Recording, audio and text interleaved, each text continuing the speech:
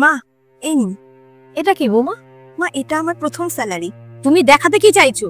এমনিতে আমার ইচ্ছার বিরুদ্ধে তুমি চাকরি করছো, তারপরে তুমি টাকা দিয়ে মহান হতে চাইছো? না না মা, এরকম তো কোনো ব্যাপার নয়। তো কিরকম ব্যাপার বোঝাও আমাকে। প্রথমত আমি শাশুড়ি হয়ে তোমাকে চাকরি করতে না করেছি, দ্বিতীয় কথা হলো মেয়েদের ইনকামে কোনো সংসার চলে না, আর আমার ছেলে যতটা ইনকাম করে দিব্যি ভালো মতো করে সংসার চলে যায়, আর তোমারও তো কোনো কিছুতে কমতি রাখে না। আমি বুঝতে পারছি এগুলো সব তোমার লোক দেখানো। মা আমি তো আপনার আর অভির একটুখানি হেল্পই করতে চাইছি, যাতে সংসারে আমিও কিছু কন্ট্রিবিউট করতে পারি, আপনাদের যাতে একটু হেল্প হয়ে যায়, এর বেশি আর কিছু না। আর আমার একটু এই রোজগার করাতে সংসারের যদি একটু হেল্প হয়ে যায়, এটাতে ভুল কি আছে মা? দরকার নেই তোমার এই টাকার। লোকে যদি শোনে না যে তোর বউয়ের টাকায় আমি সংসার চালাচ্ছি, লোকে ছিছি করবে, রাস্তায় বেরোলে সবাই বলবে এই যে বউয়ের টাকায় সংসার চালায়, ওই যে যাচ্ছে শাশুড়ি। নিজের টাকা নিজের কাছেই রাখো, আর আমার মুখের দিকে কি তাকিয়ে আছো? যাও রান্না করো, গিয়ে যাও। বড় ইনকাম করতে এসেছে। হ্যালো, তোর আসার কথা ছিল, তুই আসলি না? হ্যালো, শুনতে পাচ্ছিস? Hello hello. দূর, জবের থেকে এই ফোনটা খারাপ হচ্ছে, কার সাথে ঠিক মতো করে কথা বলতে পারছি না। হ্যালো। মা আপনি চিন্তা করবেন না, আপনি কাজ করুন, আমার ফোনটা আপনি রেখে দিন। কেন নেবো তোমার ফোন?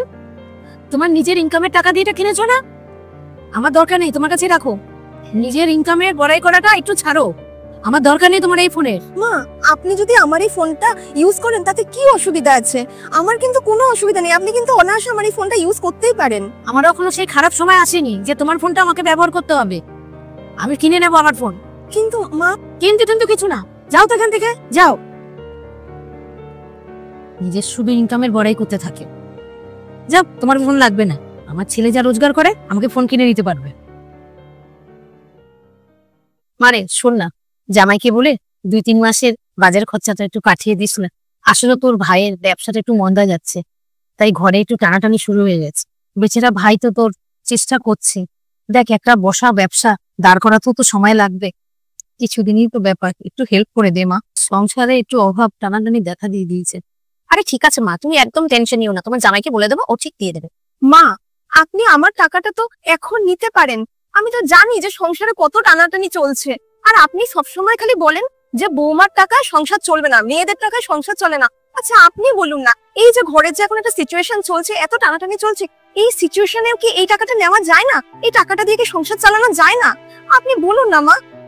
হ্যাঁ মা, অর্পিতা তো ঠিকই বলছে, তুমি ওর টাকাটা কেন নিচ্ছ না? ও তো আমাকে অনেকবার ফোন করে বলেছে, তুমি জানো যে মা আমার টাকাটা নেয় না। কেন মা, একটা মেয়ে কি সংসার চালাতে পারে না? আর তাছাড়া যদি ছেলেরা চাকরি করতে পারে, মেয়েরা কেন করতে পারবে না মা? আর তাছাড়া তুমি ওকে সবসময় চাকরি ছেড়ে দেওয়ার কথা বলো কেন মা? ও নিজের পায়ে দাঁড়িয়ে একটা চাকরি করছে, সংসার দেখতে চাইছে, এটা তো তোমাদেরই ভালো। ও নিজে সেলফ ডিপেন্ডেন্ট, এটা কি তোমাদের ভালো লাগছে না মা? আর যখন টাকার দরকার হলো, তুমি তোমার মেয়েকে বলছো টাকার কথা, তুমি তোমার জামাইকে বলছো টাকার কথা, আর তোমার বউ দিতে চাইছে, তুমি তার থেকে কেন নিতে চাইছো না মা? ও তো তোমার ঘরের মানুষ। আগেকার দিনকাল না অনেক আলাদা ছিল, আর এখন অনেক আলাদা। আর এখন যে খরচাপাতি বেড়েছে না, তার জন্য দুজনকে চাকরি করা খুবই দরকার। এতে খারাপ কি আছে? তোমার তো প্রাউড ফিল হওয়া উচিত যে তোমার বউ নিজের চাকরি করে, নিজে ইনকাম করে, আর এখানে তোমার ওকে সাপোর্ট করা উচিত, তোমার ওকে কাজে হেল্প করা উচিত মা। আর সমাজকেও যোগ্য জবাব দেওয়া উচিত।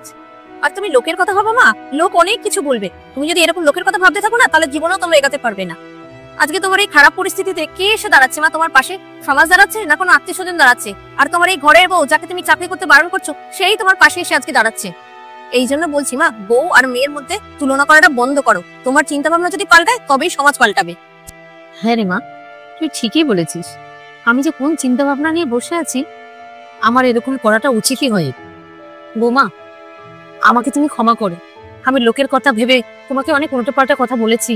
ঠিকই তো, আজকালকার দিনের যে অবস্থা, স্বামী স্ত্রী দুজনেই চাকরি করা উচিত, তবেই তো সংসার সুখে হয়, সংসার শান্তিতে থাকবে। দাও তোমার টাকাটা দাও, এবার থেকে তোমার টাকাটা দিও, আমি সংসারের কাজে লাগাবো।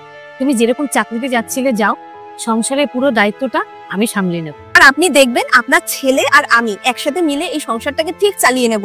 যেভাবেই হোক, হয়তো একটু কম হবে বা একটু হয়তো এদিক ওদিক হবে, কিন্তু আলটিমেটলি ঠিক চালিয়ে নেব মা। ঠিক আছে বৌমা। দিদি তুমি বসো, তোমরা গল্প করো, আমি তোমাদের জন্য চা করে নিয়ে আসছি।